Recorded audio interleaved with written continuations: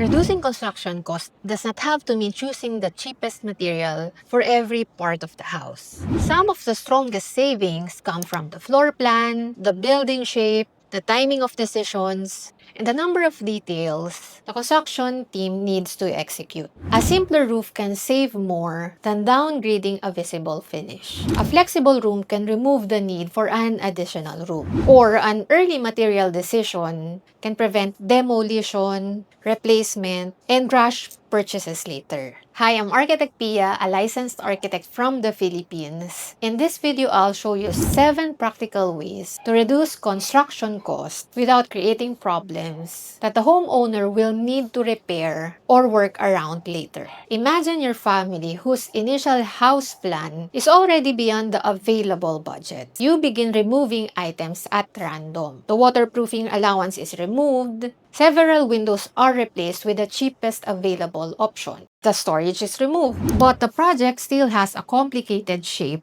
multiple roof intersections, and rooms the family will rarely use. The budget becomes lower on paper, while several expensive design decisions remain untouched. A more organized cost review starts with the entire project. Way 1. Simplify the house shape and roof. The first strategy is to simplify the building shape and roof. Every projection, recess, corner, roof intersection, gutter and flashing detail adds work.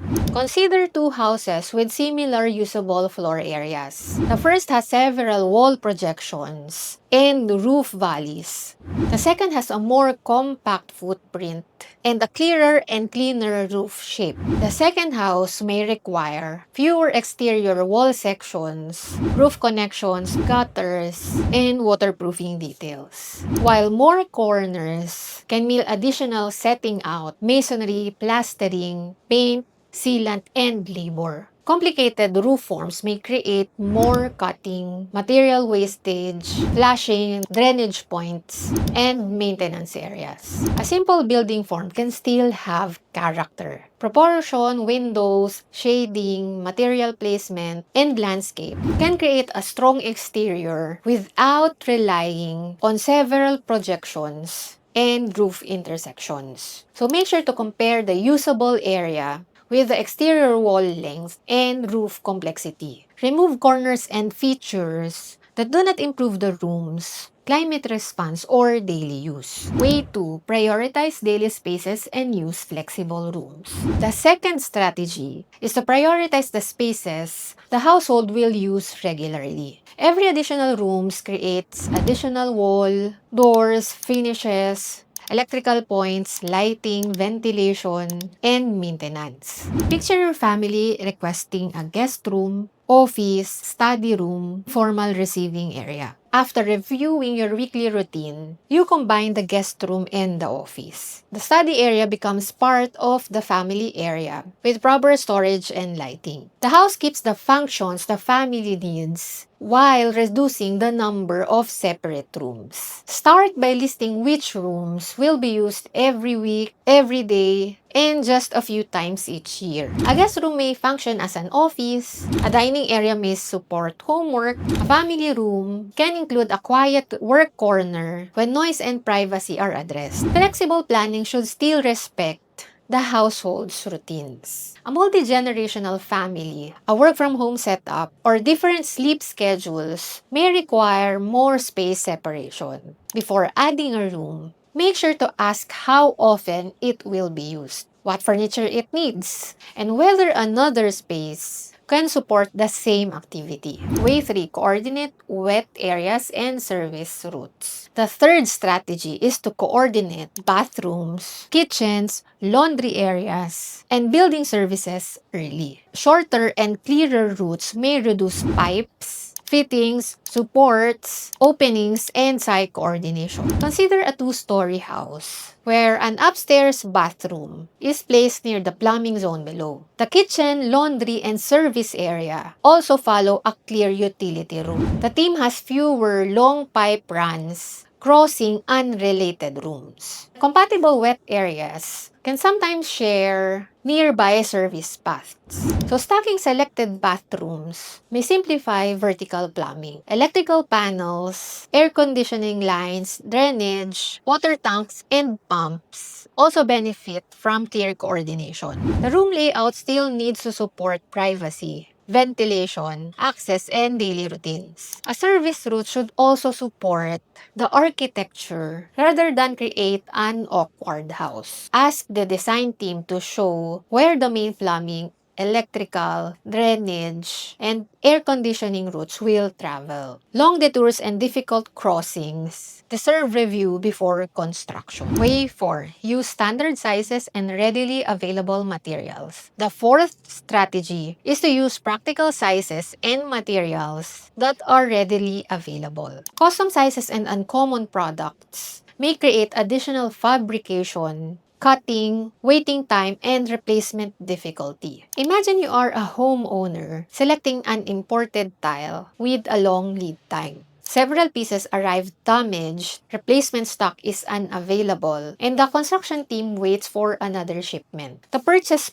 price was only part of the cost. Delay, storage, damaged pieces, special installation, and replacement difficulty also affect the project. Standard door and window sizes may be easier to source. Common materials may have more available installers and accessories. Replacement parts are also easier to find when the product remains accessible after turnover. Custom features may still be worth the expense in areas where they create important functional or architecture value. Before approving a material, ask about the stock, lead time, compatible accessories, installation requirements, replacement pieces, and future availability. Way 5. Control finish levels by area. The fifth strategy is to control the finish level according to how each area is used.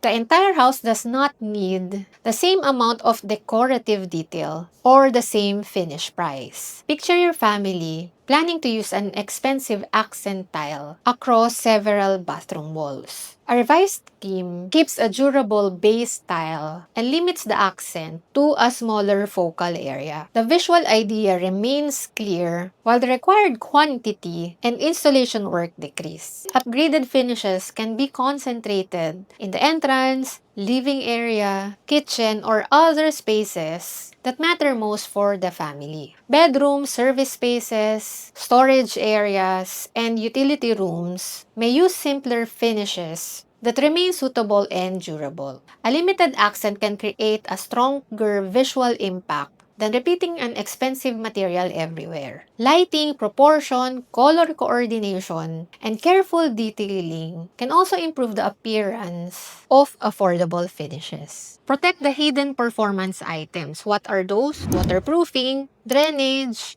safe electrical work, proper structure, and weather protection. These should all remain appropriate for the project. Compare the installed cost of each finish, including labor, adhesives, trims, accessories, wastage, and maintenance. Way 6. Finalize major decisions before construction. The sixth strategy is to finalize major decisions before construction reaches the affected work. Late changes can require demolition, updated drawings, revised quantities, replacement material, and additional cost. Imagine you are an owner changing the kitchen layout after the plumbing and the electrical points have already been installed. The sink moves, more outlets are needed, cabinets change size, completed work needs adjustment. The revised kitchen may improve the layout, but the timing adds a should-be avoidable cost. Room arrangements, door locations, plumbing fixtures, appliance requirements, lighting points, outlet locations, windows, cabinets, and critical finishes should be reviewed early. Owners also need a clear schedule showing when selections are required. A delayed decision can create a rush purchase or stop the next construction activity. Changes will still happen on some projects, but before work proceeds, request the written cost, scope, and schedule effect. Early decision gives the design and construction team more time to coordinate price and order correctly. Way 7. Phase optional features properly. The seventh and the last strategy is to identify which features are essential now and which can be completed later through proper planning. Phasing works best when future work is considered before the first construction stage is finished. Picture a family postponing a covered outdoor area and selected built-in cabinets. The necessary structural points, drainage, electrical provision,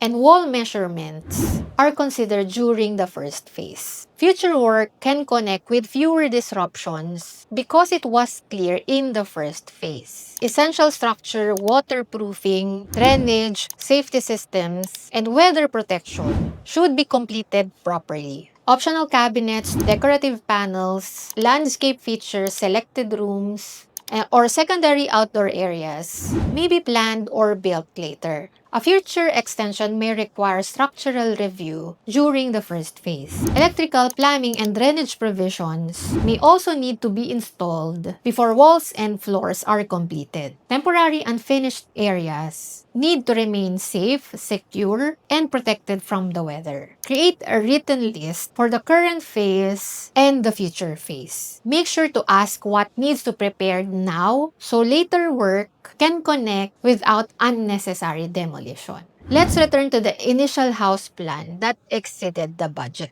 The building form becomes more compact. Rarely used rooms become flexible rooms. Wet areas and service routes are coordinated. Materials are selected with availability and replacement in mind. Finish upgrades are concentrated in important areas. Major decisions are finalized earlier. Optional features move into properly planned future phases. The cost comes down through coordinated decisions across the project. Before removing a construction item, ask what problem that item is solving. Check whether the proposed saving affects the structure, the waterproofing, drainage, ventilation, electrical safety, weather protection, or future maintenance. Then look at the wider project. Can the building shape become simpler? Can a rarely used room become flexible?